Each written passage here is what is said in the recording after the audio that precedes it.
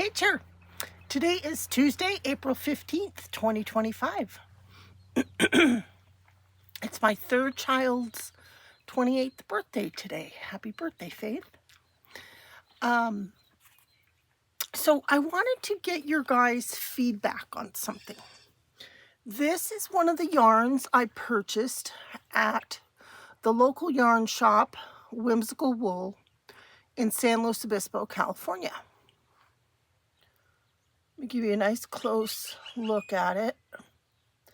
It is 75% sport weight merino, 25% nylon. I've got 100 grams, which is 463 yards. It says it's a fingering weight.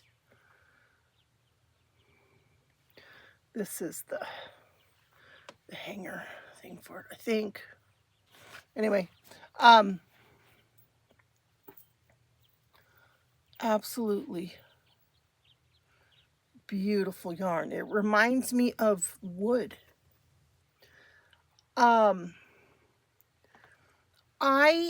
don't wear wool, and I do know that merino wool is the most wearable wool, but I live in Southern California, and for anything warmth that's going to be touching my skin, I prefer velvet yarn. Because I get hot flashes, and once you start getting hot or clammy or anything that's potentially itchy becomes itchy. Whereas the velvet yarn or blanket yarn even, that stays comfortable on my skin.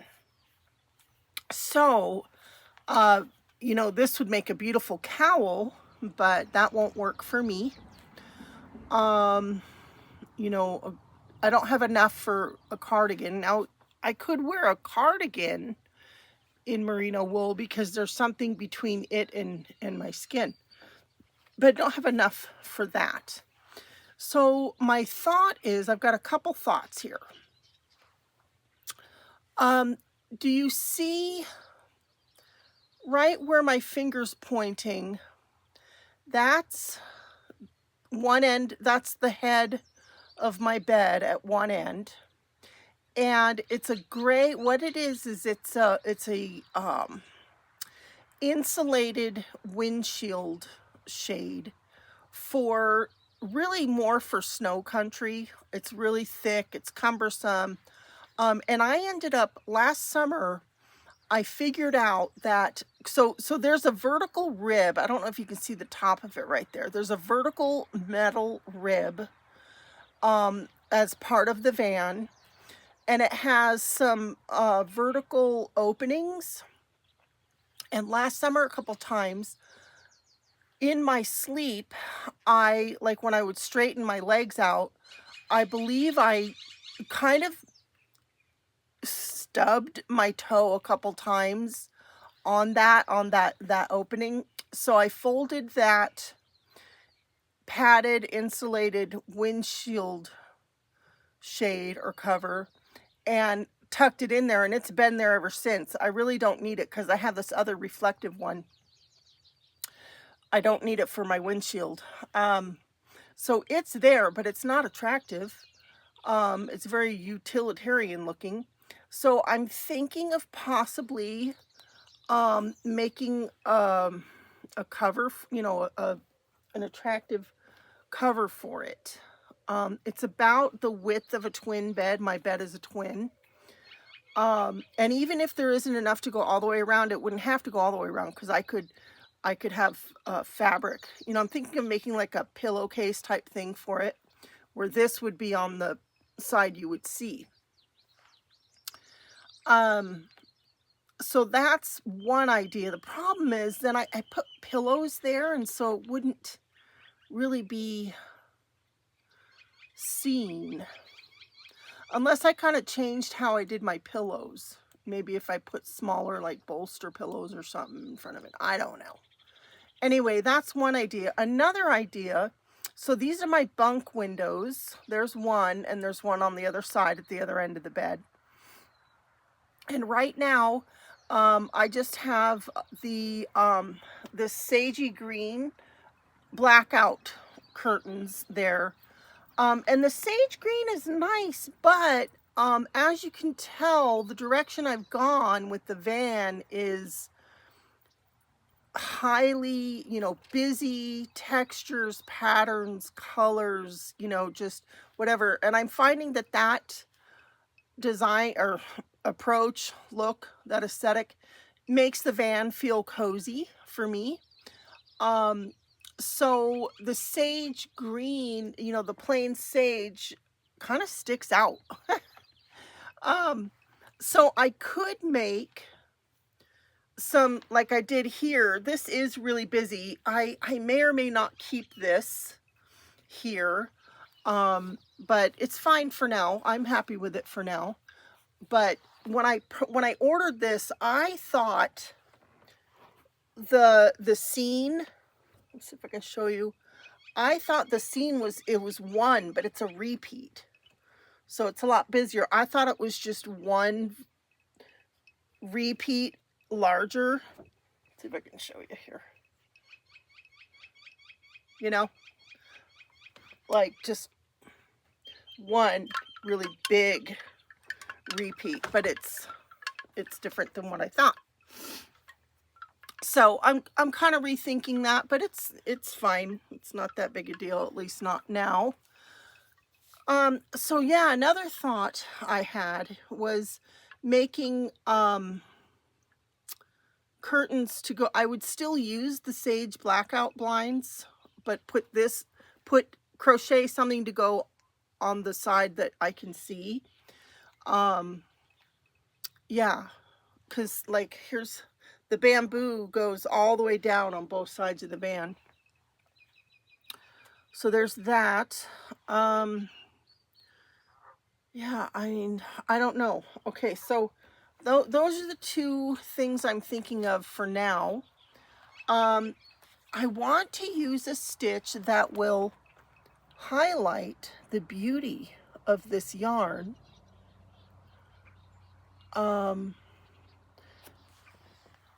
give it the respect it's due, not just a plain double crochet back and forth, but something pretty that's not too much of a yarn eater because I only have one hank of it. And I'll talk about the hank thing here while I'm looking for this. So I don't have a Swift or a yarn baller, but I have an idea that I want to try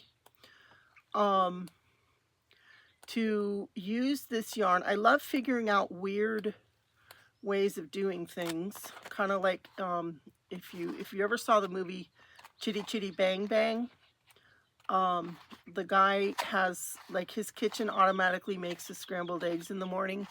It's like this, the eggs roll down and then they hit a thing and crack into the pan or something like that. So I love to figure out weird ways of doing things. Where did I see that stitch? It's in this book, 200 crochet stitches. I'll find it here in a second. But I'm would love for you to give me stitch suggestions. So I'm also thinking of the alpine stitch. Now this stitch, let's see, what are they calling it? The 3-color textured wave. I wouldn't use 3 colors. I would just use the one yarn. But, it's not, I wouldn't think this would be too much of a yarn eater. It is a very solid stitch.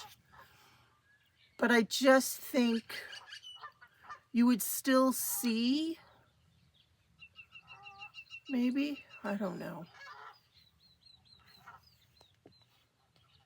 You would still see the waves, even if it was, it's a variegated, I don't know. I don't want to experiment too much because I don't want to beat the yarn up, frogging it and such.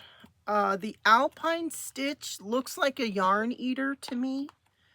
And this, 463 yards of fingering weight yarn may be plenty of yarn.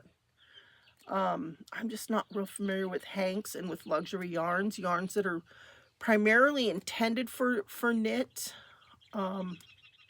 I know how to knit, but I physically cannot knit because I would need surgery in my left hand in order to be able to knit without my hand going numb.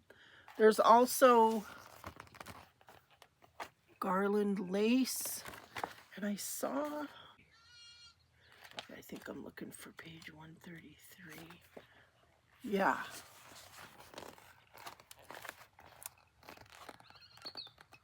Right here. I don't know. What stitch would showcase this beautiful yarn and not be a yarn eater? That could be, you know, a curtain. And it doesn't have to be a curtain that light can't pass through, because it would be in front of a blackout drape. So, you know, it can have holes in it. It can be lacy. Not too lacy because I don't want the sage green to show through. You know, something like, I don't know. I don't know. I'm not going to make a wearable, and I thought of like a bag, but it's too high quality yarn to use for like a bag or something, a tote or something, you know, because it'd get beat up. So yeah, give me your suggestions, or your expertise. Isn't that pretty? All right. So I can't show what I've been working on today because it's part of the Decade Divas thing that I'm making, and that will be revealed in either September or October, depending on which date I am assigned to release my show and tell video of my Decade Divas 1970s project. But I'm super excited about it. I was making really good progress on it, and then the meetup happened, and the meetup was the perfect deadline for me to reset my van for you know, closing out from winter and spring cleaning and getting ready for summer, and you know, that kind of thing. So I was focusing on that. I can only do a little bit each day physically, between that and work and this van life. You know, the basics take longer in van life. You know, to shower, you've got to drive to where there's a shower.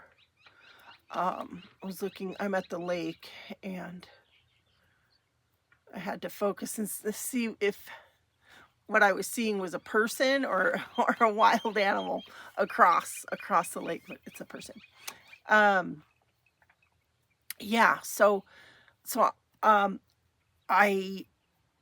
thought I was going to get done with the Decade Divas thing, but I'm still have a little more to go.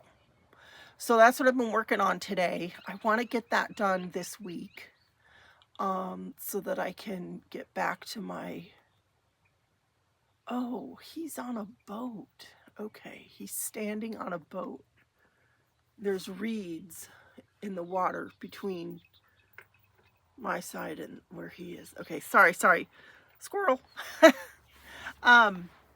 Yeah, so suggestions for crochet stitches that are not a yarn eater but would showcase the beauty of this yarn, that would be good for a curtain or a pillow, you know, like a throw pillow type thing, or any kind of idea, not a wearable, but yeah. All right, another idea I had, I just remembered. Oh, because I want to show you. I can't. I'll put a clip at the end of this. The shell buttons that I bought at the local yarn shop, I did make the little mini wind chime with those.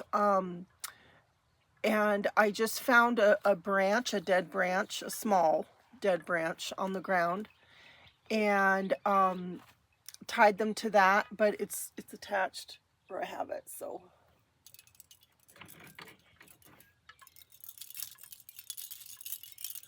I don't know if you can hear that. There goes the blue heron or gray heron. We have lots of different kind of birds around here. Yeah, oh yeah, so my idea, sorry, I don't know. I just don't know if it would hold up. But to get a branch with branches that come off and somehow put it somewhere in the van, but I would like either wrap or yarn bomb a branch and put the branch in the van.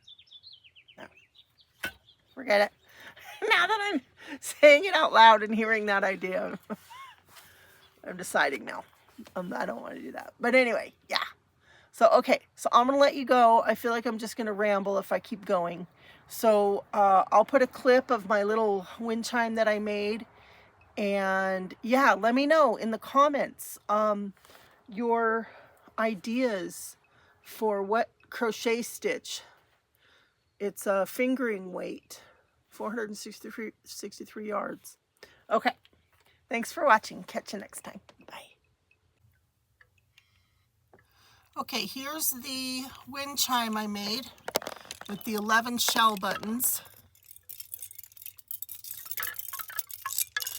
I've tried to pick them out as I'm driving to see if I can hear them, but these others are so loud that they get drowned out, but that's okay. And that's the twig I attached them to. So yeah, that's those. I did think of another idea, although I don't think I'm going to do it. I could yarn bomb my water jug with this yarn, but I just don't think that's a good idea because this bucket catches my hand rinsing water. And when I change out my cat water, if I don't want to open the window and dump her old water out, I pour it in there and so there'll be splash. So don't think I'm going to do that. All right, thanks for watching. Bye.